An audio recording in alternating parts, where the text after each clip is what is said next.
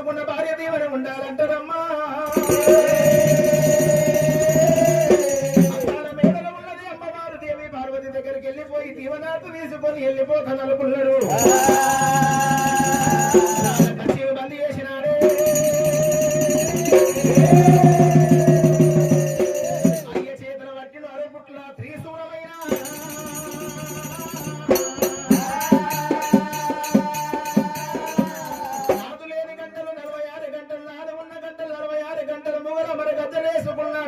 రుద్రాక్షలు మేడ లోపల వేసుకుని దేవశంకరుడి కచ్చేది బంద్ చేసుకుని పార్వతి మేడ ముందు చేరవచ్చిన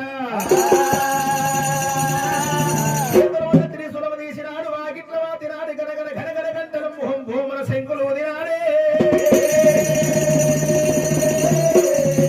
మేడలో ఉన్నది గిరియా కపుత్రి గిరియా పార్వతమ్మ. హిమవంతుని గన్న బిడ్డ హిమవతి పార్వతి దైతుని గన్న బిడ్డ దైత పార్వతమ్మ.